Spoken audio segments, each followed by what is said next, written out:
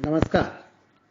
MA उत्तरार्ध हिंदी के भाषा विज्ञान के इस प्रश्न पत्र की कक्षा में आपका स्वागत और अभिनंदन। अपने पिछले व्याख्यान में मैंने आपको विभाषा, भाषा, बोली, राष्ट्रभाषा, राजभाषा इत्यादि शब्दों के बारे में चर्चा की। इस व्याख्यान के अंतर्गत मेरे व्याख्यान में जो मुख्य बीज बिंदु रहेंगे वो ये रहेंगे कि एक तो भाषा की जो प्रकृति है वो परिवर्तनशीलता की है।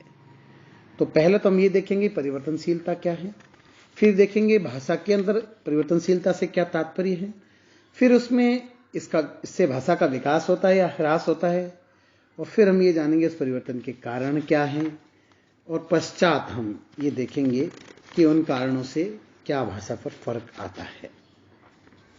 तो मैं प्रारंभ करता हूं परिवर्तनशीलता। देखिए, परिवर्तन प्रकृति का शाश्वत नियम है।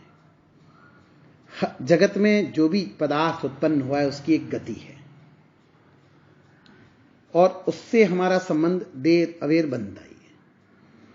जिनमें गति है, कुछ वो गतिशील यानी बहुत तीव्रतम होती है, कुछ में वो स्थिर के करीब बहुत मंद मंद होती है, लेकिन उसमें केवल स्थिरता नहीं होती, कुछ न कुछ गति होती है, पर वो गति अत्यंत धीमी होती है, इसलिए हम उससे स्थिरता के करीब पाते हैं।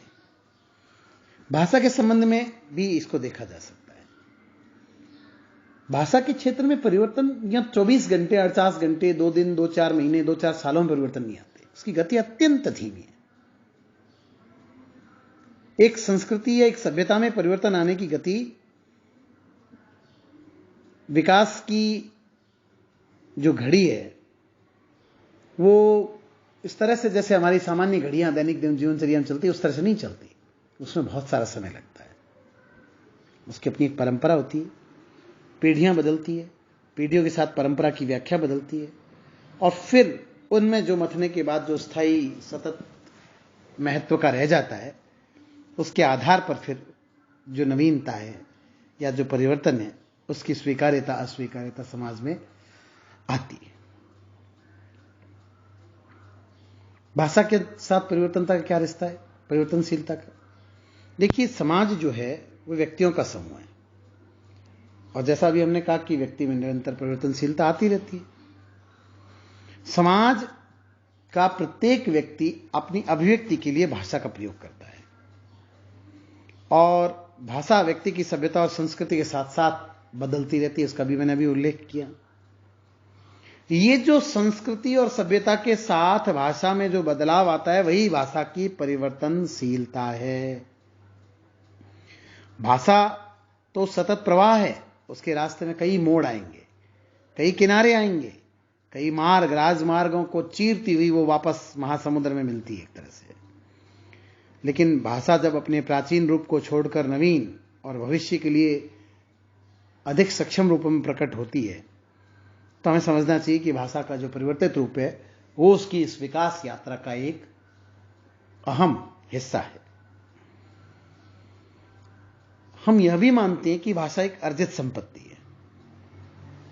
तो जो अर्जित संपत्ति है, तो यह स्वीकार करने में हमें आपत्ति नहीं होनी चाहिए कि भाषा का स्वभाव जो है परिवर्तनशील है। इसीलिए जो वांछित परिवर्तन होते हैं सने सने, धीरे धीरे, जिनकी तात्कालिकता कुछ भी नहीं होती, तात्कालिक रूप से कोई महत्व नहीं होता, उससे वो समृद्ध होती है। ये प्रक्रिया भाषा में विकास की इस प्रक्रिया को ठीक ऐसे देख सकते हैं जैसे कोई व्यक्ति बचपन से यौवन की तरफ बढ़ता है, तो वो एक विशेष कालखंड में संपन्न होता है, समय लगता है उसके, लेकिन उसे यह पता नहीं चलता कि कब यौवन आया और कब बचपना छूट गया। ठीक ये कि ये प्रक्रिया यहां भी चलती है। जब सारी अवस्था ढल जाती है तब निश्चित हो जाता है कि हां, अब एक निश्चित पटरी पर हम आ गए और अब हमें यात्रा करनी है। जैसे वैदिक संस्कृत से संस्कृत, लौकिक संस्कृत बनी, फिर प्राकृत, प्राकृत से फिर द्वितीय प्राकृत, अपभ्रंश, उसके बाद पुरानी हिंदी, है ना, फिर ये पूर्वी अपभ्रंश प्लस उधर का ये जो हिस्सा बना। तो ये जो प्रक्रिया है ये शताब्दियों की प्रक्रिया है। जिसमें पर्याप्त समय चिंतन, मनन, मंथन सब लगा है, और वो सब शामिल अनुभव, सामूहिक अनुभव शामिल।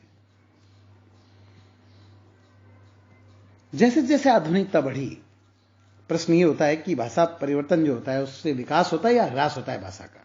तो आप गौर करिए, जैसे जैसे आधुनिकता बढ़ी, हमारा संपर्क बढ़ा, अनुभव क्षेत्र बढ़ा, यात्राएं बढ़ी, संस्कृति और सभ्यता पहले की तुलना में अधिक प्रभावी होने लगी, क्योंकि अब अप्रभावित रहना संभव नहीं रह गया। जाहिर है, पाश्चात्य देशों के संपर्क में आए तो वहां के जो परिवर्तन थे वो हमारे अनुभव का हिस्सा बने, और वो बाद में जो हमारे जीवन विचार और उनमें जो बदलाव की स्थिति आई उसका आधार बने। तो केवल ये मानना कि भाषा के साथ जो हो रहा है वो परिवर्तन अच्छा है या बुरा है। परिवर्तन अच्छा जब होता है जब हम ये मान लेते हैं कि भाषा में विकास हो रहा है, और जब अच्छा नहीं होता तो भाषा बिगड़ने लगती है। यानी ये तो व्यक्ति के साथ भी होता है। व्यक्ति जिन मूल्यों को अपनाता है, जिसमें उनकी गहरी आस्था, श्रद्धा और पालन की क्षमताएं हैं, अगर उससे जीवन में उत्कर्ष हेतु बनकर वे उभरते हैं तो व्यक्ति उन्हें अपनाए रखता है। कई बार अपकर्ष हेतु बनते हैं तो उन्हें वो छोड़ देता है। तो ये तो जैसे उसके निर्भर करता है वैसे ही रहता है। लेकिन इससे एक बात साबित जरूर होती है कि भाषा परिवर्तनशील है, और परिवर्तन से उसका विकास या ह्रास दोनों ही होते हैं। पर जो भाषा वैज्ञानिक लोग हैं वो ये मानते हैं कि भाषा एक जीवित वस्तु है, इसलिए उसमें निश्चितता कुछ नहीं है। जो बुरा है और भला है, हम ये जो ऐसी कैटेगरी जाते हैं ना, उसके बजाय वो जीवित वस्तु है तो उसमें परिवर्तन होते रहेंगे।